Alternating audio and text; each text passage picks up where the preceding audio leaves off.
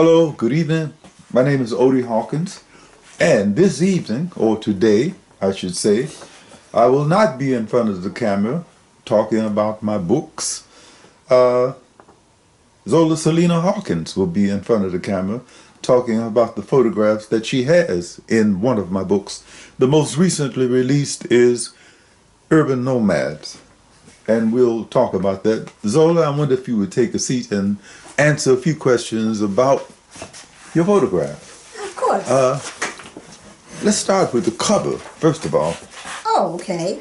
This is Urban Nomads and Other Stories by Odie Hawkins, and the photographs by Zola Salena-Hawkins. Okay, you know what I was and then there's the back. There's the back cover with You took my picture and I took your picture. Yes, there you go. I'm very proud of the picture I took. Okay. I'm really intrigued, and we've had really favorable comments about the juxtaposition of tints and the modern high buildings in back of you. Right. What one picture is worth 1,000 words. I'm saying that as a writer. Okay. What struck you about that? Well, juxtaposition? I've always been interested in art and in life, and I find that so often people see the people on the tents and they don't think about where they came from or who they are or what. And when I happened to see this picture, I wondered, who's in the tent? Okay, what circumstances? Were they, professional, what have you? And the fact that they got the tent, where did they get the tent from? Did they have the money to get the tent? Oh, they might be just like the people in the high rises behind them who fell through the cracks. Well, this is it, and it's so odd. You have the high rise behind them, and you have the parking lot with people having their cars. So the cars have cover, Ooh, wow. but not people. Oh, wow. Okay. So that was what the cover came from. Okay, going on from the cover, let's go to the first photograph, which seems to be a woman sitting beside some suitcases. You call it a journey. What's that about? Well, this woman lives downtown, could live in any downtown, really, and she has a series of suitcases. I understand from one of the downtown news that she had a daughter which she lived with for a while, but apparently that didn't work out. And she goes to shelters and buys clothes, or she goes to thrift stores and buys clothes and buys suitcases. And she lives on the street. Here she has 1, 2, 3, 4 different suitcases, a bag, an umbrella. The umbrella is really quite a touch, because there's no, she seemed to try to keep the elements off of her, but she's sitting out there on the street. Right, and I understand that she's usually very civil to people, but if the police try to move her, she gets a little pissed off. Okay. All right.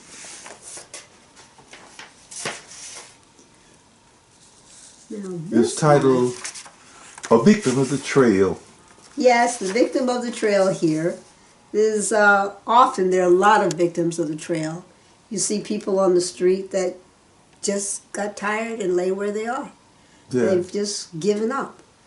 And, we're very fortunate that there are not more of us that just give up and lay down and not desire to fight on. And when I saw this picture, the fact that his hands are over his head, like just totally giving up. He's overwhelmed. He's overwhelmed. And that there's a meter in front, like there's he didn't put any money in, or anything, but time's up. Wow, time is up. Mm-hmm. Now this one you call bikers. Bikers, yes.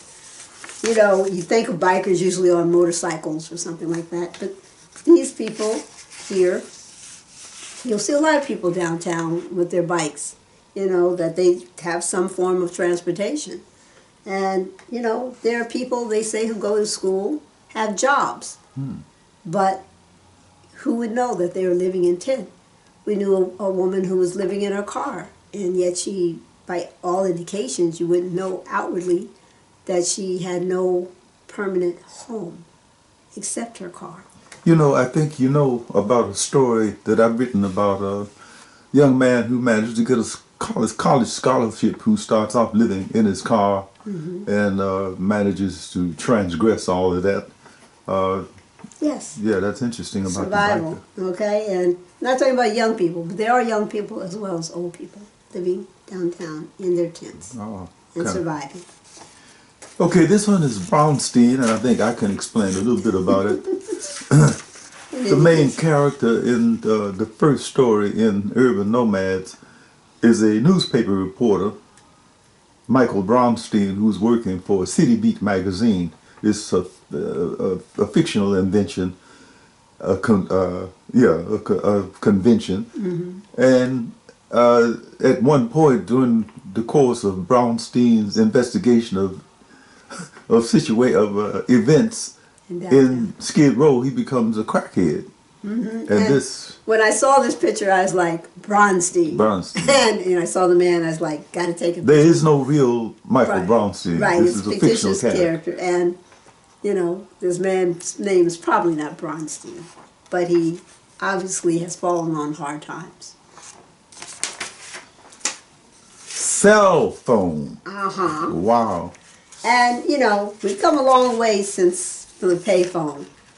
And, you know, this phone is in a cell, in a sense. You know, we are imprisoned by our cell phones, by our involvement with the cell phones.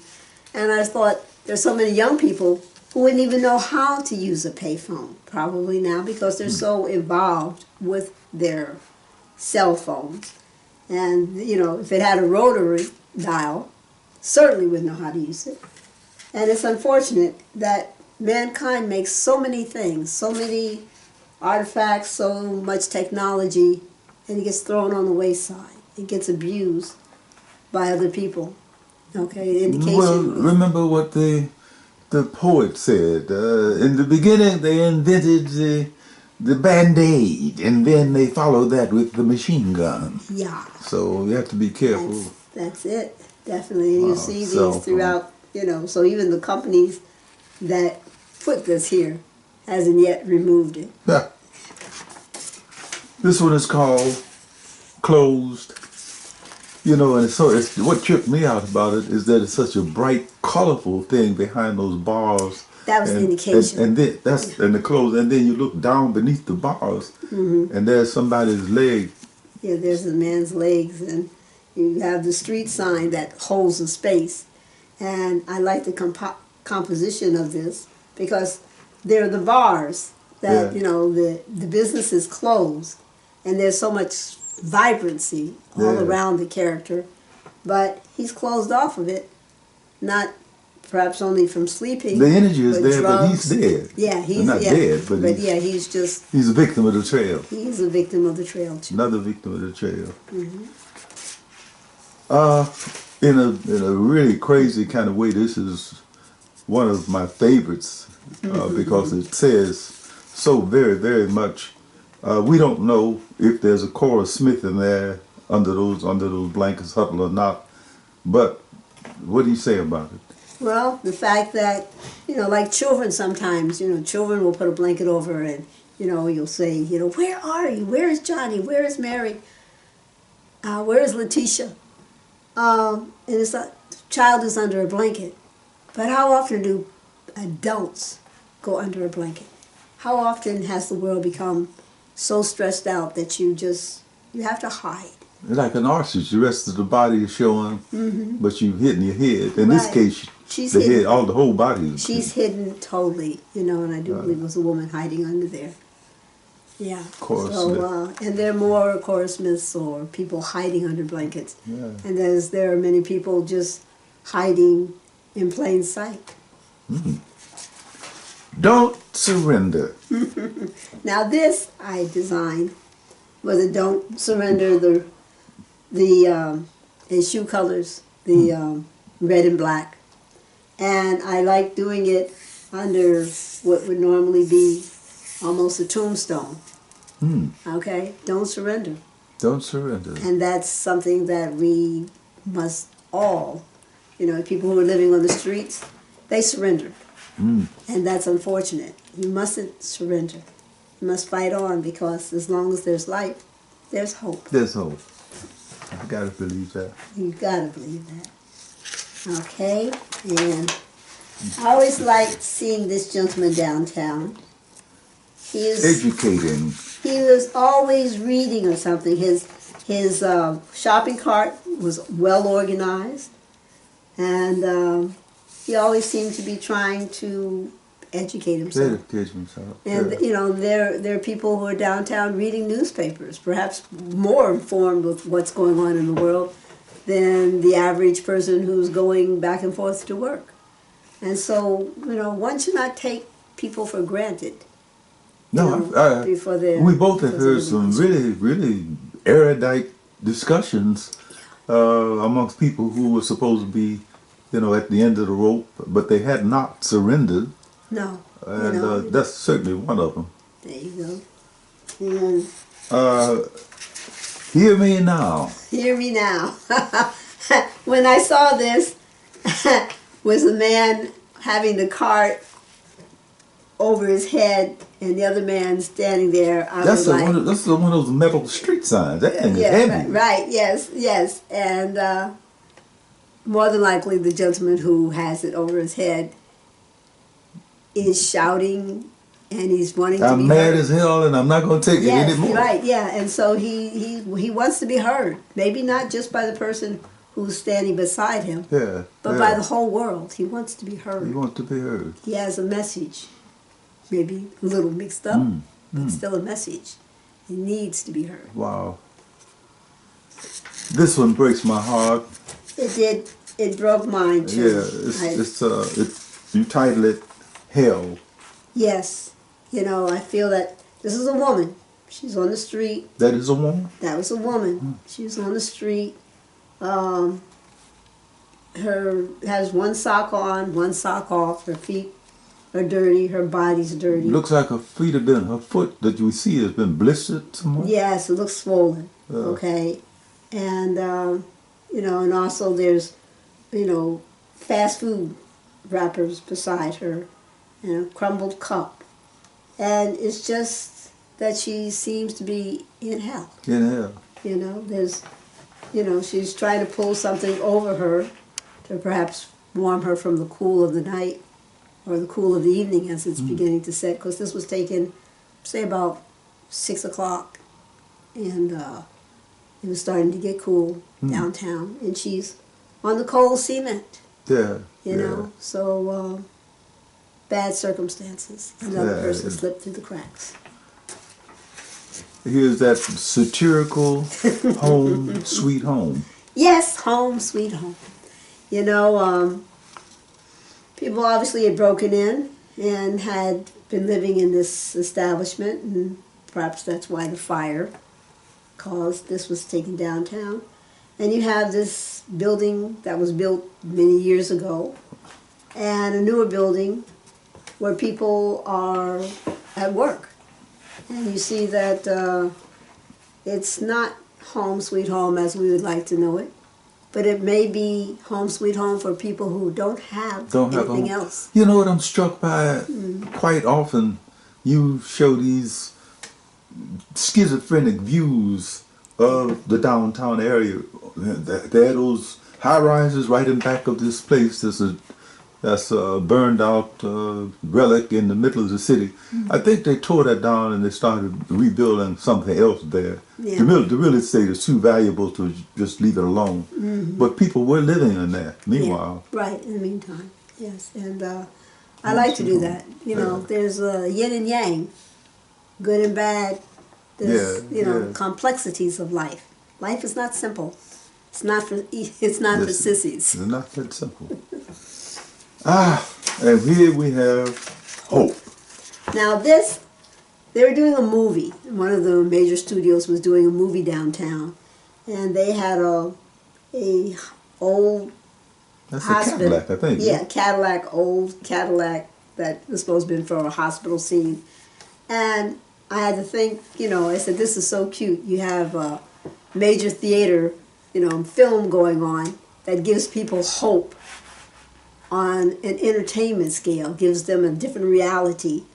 And yet, here it is in the city currently. And, you know, how many people that are living on the streets will never see this movie, will never have a fantasy like this. It's almost cynical in a way, because a half a block away, where they've cleared away the people who need to have hope. Yes, it's all gone. Well, yes, indeed, from the past. I'm going to go to Law and Order. And this... you didn't plan that. Oh, I did see the cop. I did see the gentleman. I mean, but it happens in such a spontaneous way. It's almost as though you arranged it. Well, that's it. If you don't, as a photographer, you know, or as a writer, or, you know, if you come across a concept, you got to have your camera ready. Because if you don't have the camera ready, it's gone. Just like that. You know, and so, you know, that was it. You know, I couldn't focus it as much. Is that Law and Disorder or Law and Order? Law and Disorder, I think. More disorder. So, you know, the tent is all covered up. You know, I guess maybe it has a hole in the tent. How many? That man was there for a number of years, wasn't he? This one, I think this is not the same man. Okay, but there was another person there. There's another person, yeah, in that same vicinity. Okay, and that's very prevalent in many downtowns, many countries. As you come off the freeway at, what is it, 4? Yes. This is a scene you might see. You call it Living Swell. Yes. Living Swell. And, you know, repeatedly the people are turned away and, you know, have to leave this area, but repeatedly they come and they build their tents. And while their tents and living swell, down below, there's an apartment building above them. There's a parking lot above them. And so, no, they're not living swell. You know, they're always a pointing finger.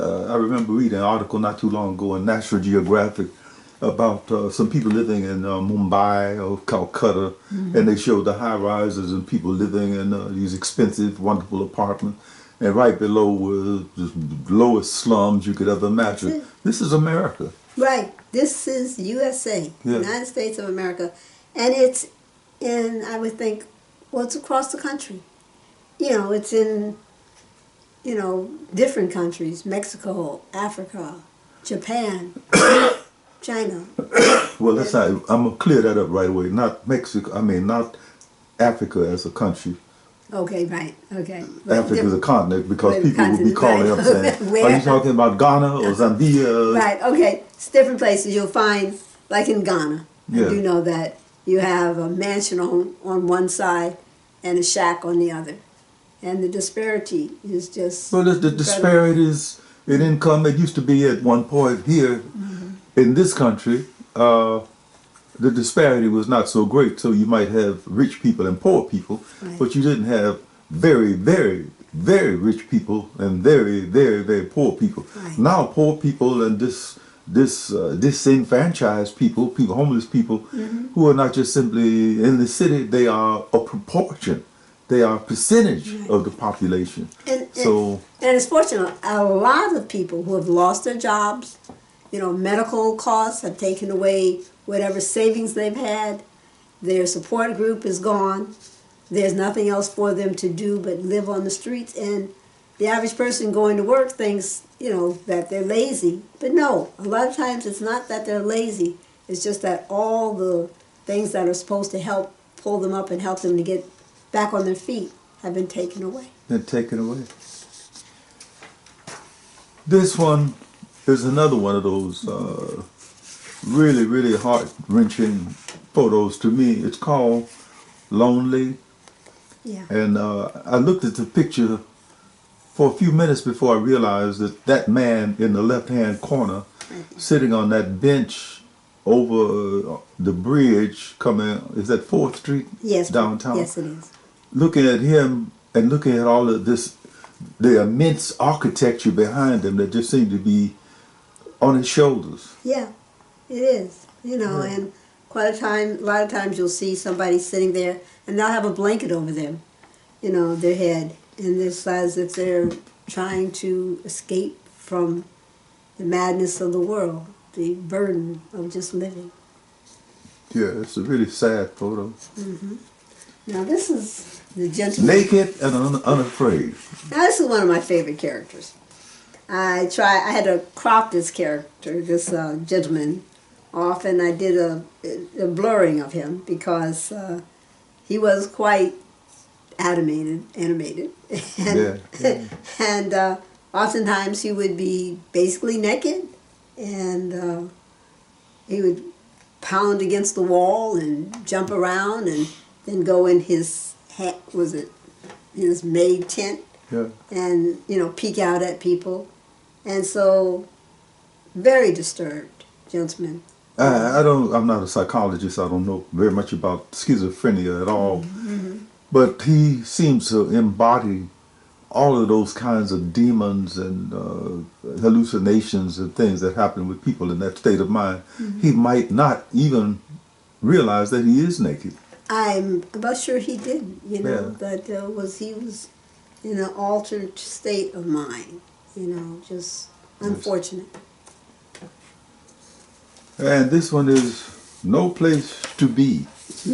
Wow. Now, No Place to Be, I got that title from years ago. I had a friend who worked in a psychiatric hospital downtown, and he said there was a catatonic man who would stand around and he would say, he was basically catatonic, except every now and then he would say, "This is no place to be. This is no place to be." And there was a man who would sit, and I had lots of photos of this gentleman sitting like in a yoga pose all day long on this box downtown. And I felt, this is no place to be. Where's his family? The incredible thing is, I had a jacket Oh, yes. that, I remember. I just felt for him because, like you say, he was sitting there all day long. Right. And at one point, I went over and took this jacket to him, and I expected to see some person with lunatic eyes looking at me and stuff. I said, here's a jacket, you need to put that on, it'll keep you warm. Right. And he looked at me with all the lucidity you could possibly imagine and said, "Thank you very much, I don't need it." Yeah. And Yeah. it might have that been... surprised me. I Yeah. really did. Thank you, I don't need it. It was a very nice jacket, too. And then one day he was gone. And the picture's blurred. Some of the pictures are fuzzy. And part of the concept I had is that, are we seeing their world clearly? Are they seeing our world clearly? That's a beautiful point. Okay. That's a beautiful And so point. that is with purpose. That's a beautiful point. Some of her pictures look like paintings. This That's one it, yeah. is still got email. This one, when I first saw it, took me quite a while to finally get this picture as I wanted it. It's a man living on 4th Street Bridge, downtown LA. And he had painted on the bottom of the curb, email. It appears that you left the email off so no one would email him. Is that what you... Well, in the photo itself, in the you book, cropped it. In the photo itself, you can see that it says email. So I thought, now he might. If he has a cell phone, he might still have email. Yeah. Okay, but you first glance across this, and he's got this unhappy face. And is this a literate person that sees the irony of his situation? Does he have email? And so, again, There you have 19 photographs. I don't know how many you have in there. Did you count?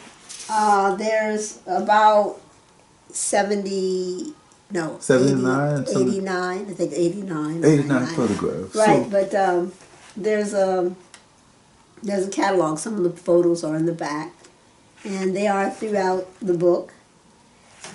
And this book, which is just came out, is hard copy, or I should soft copy, is $28.99, and the ebook is $3.99. It can be purchased at Author House, Amazon. Go to Barnes & Noble, ask for it. They can order it for you, or your local bookstore. And I think it's a good read. One of the fun stories I like that you have in it is about the honeymoon tent, which is a fictitious story, but it's a delightful story. The honeymoon tent, yes. It's a delightful story. And I think it's a good read. Even the parts where you have your other stories and you're talking about your father and your uncles. Well, the idea I had was, I think, a little bit where you're coming from, which is, yeah, you come up with a concept. I had the idea of having a very down sort of story happen at the beginning, the homeless. Two of those, the first two stories about the homeless, and then the last story is also about the homeless and how those people find a way to become entrepreneurial and make a little money. Yes. And then sandwiched right in between those three stories, there's some other bits and pieces. Yes. They're short stories, like you say, about my father and about the people I came from. I'm trying to talk a little bit about myself and having the southern backgrounds on both sides, from Mississippi on my father's side and Arkansas on my mother's side, and what kind of experiences they went through when they came up south. Yes. That's what we used to call it, when they came from down south to up south in Chicago. So I agree with you. It's a good read. And, also the stories about the journalists. We don't think about what journalists go through. And if you were going to be a journalist and you want to find out about the ins and outs of downtown, just like people who want to find out about drugs, they take drugs to see exactly what they do. Sometimes searching for something, even if it's for your job, may endanger you in ways you would never expect. Zola, Yes. I hardly know what to say, because we worked on this together, and I've never had you explain what these things are about until now. And all I can say is that let's go back to work. Let's do that. Okay? When's the next time for the next? When next time? Oh, tomorrow. Yes, at our next video. We look forward and hope that you will come. In the meantime, you can check out my YouTube and subscribe, please. And also, you can check out Odie Hawkins' website at www.odiehawkins.com. My YouTube channel is Moments in Time with Odie and Zola. So how about that? How about a little that? Different. All right. Look forward to seeing you. Ciao. Ciao. I'm going now. Bye. Oh, I'm just getting ready.